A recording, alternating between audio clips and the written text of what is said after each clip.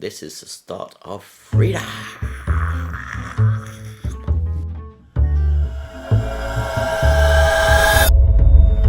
We are in a place called Weston-super-Mare, which is an old Victorian seaside resort which has been down on its arse for the last 20-30 years and at the moment seems to have fallen out of its arse. It's an absolute disaster. It's completely dead town. It's a joy. My wife though has managed to find some nice warm clothes and a very sexy pair of boots, so that cheers me up. She's going to be comfortable because she has, you know, coming from Malaysia with our Malaysian clothes, there ain't nothing there to fight against the cold. And here we are. So now we're just passing the curry garden, which used to be good curry, I believe. Anyway.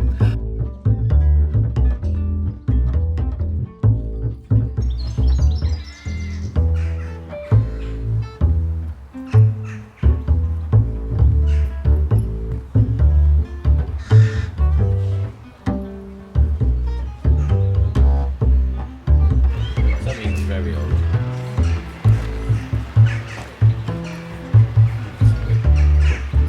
Let's see how old some of these things are. This is 1746. You can see that. It's quite an amazing old churchyard.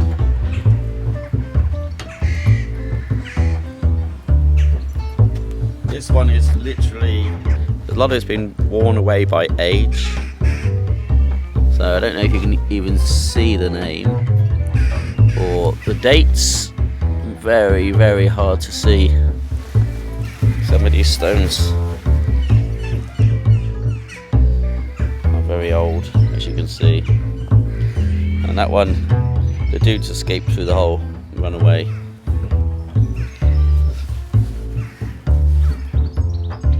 And this is the church tower. This is St Andrew's Church in Banwell. I made a video last time I was here, but I will make another one because it is a special place. You can hear the noise, beautiful noise here. There's a lot of atmosphere down here. So you see that these are very aged. Very aged. It's quite chilly in the bit I'm in now because it's sheltered from these big trees. And you can hear the birds, I'm sure, those trees. So let's have a look at this one. This one is 1872, 1891.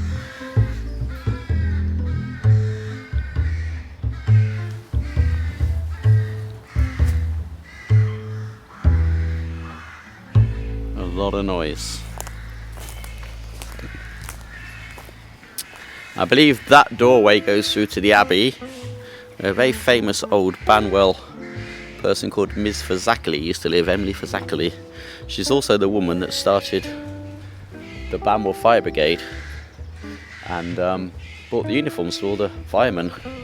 My wife's convinced that she had a thing for men in uniform.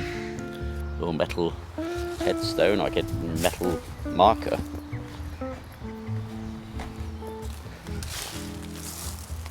See the detail on some of these things, and these things are, you know, some of these are 200 years old or more. It's like, it's not an attractive one, is it? When we were kids, we always used to have a thing that if you came down here at midnight and walked around this, I think it was, I don't know how many times, then a ghost would appear. Of course, an absolute bollocks, but quite fun. So, more of the church. It's quite an amazing building. I have no idea when it was built. I should look into that, but obviously... Oh look, this one's worn through. You can see right through. Well, they've been scratching to get out the body. The warden of the church at age 71 years died. Warden 1834. So this part we're in now is really the old part of the churchyard. Look at these old trees.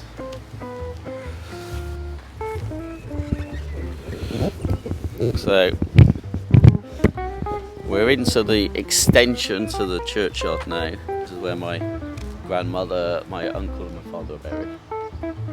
Also, the sad part of this one is a lot of this is where the young children that died were buried. This isn't a very pleasant part to look at because some of the ages are very, very sad.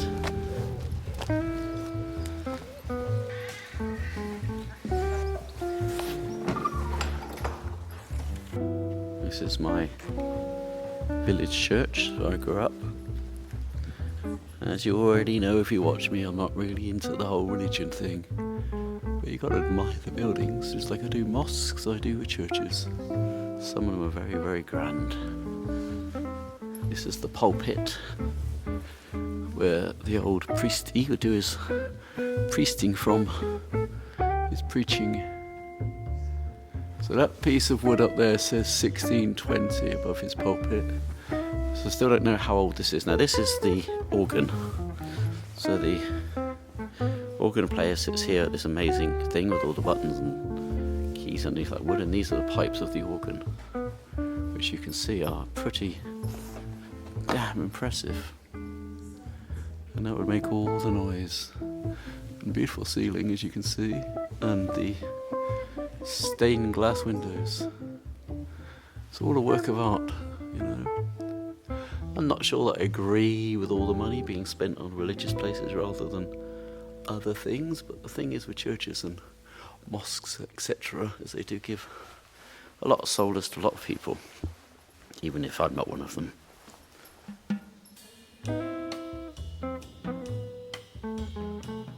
The work that goes into those windows.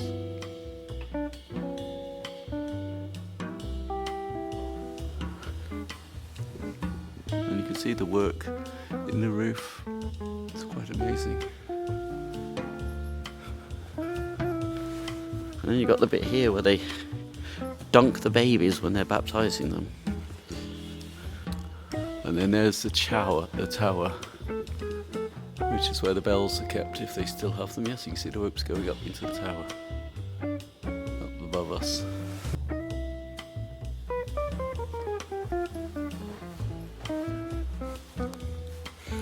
So we've had some bums sitting on them over many, many, many, many years.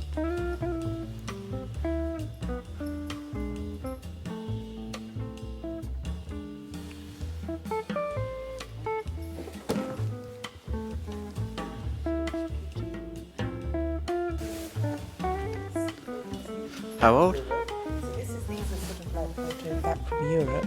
But you look at this, it's all camels. And they're actually fairly accurate camels. Well, it's close to Africa, isn't it? It's nicely done with a light box. Stained glass. So this is where the choir is, isn't it?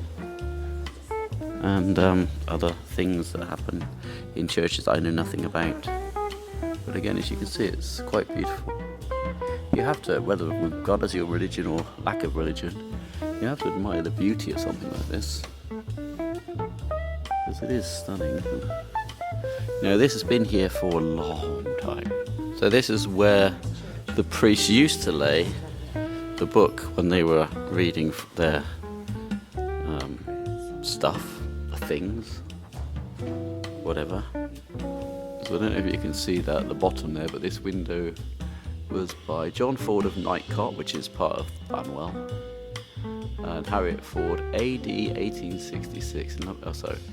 So, to the glory of God, this window has been erected, and in memory of John Ford of Knightcott, this window was erected by his loving niece Harriet Ford, AD 1866.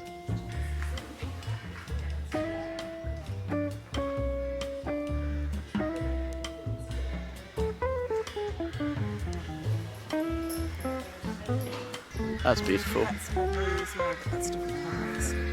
It's my purple head wife to go with a purple magnolia.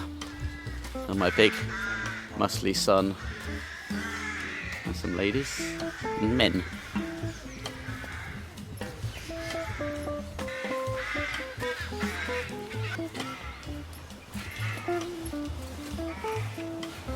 And this was the fire station.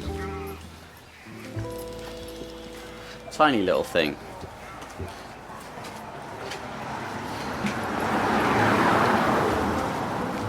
and we have to cross the road. And that is the fire station that Miss Fazakerley set up. So her abbey is behind the fire station. Tiny little thing, 1887, as you can see. Got it written at the top there, what's it say? Building is presented by Fazakerley, Banwell Abbey. You can see that.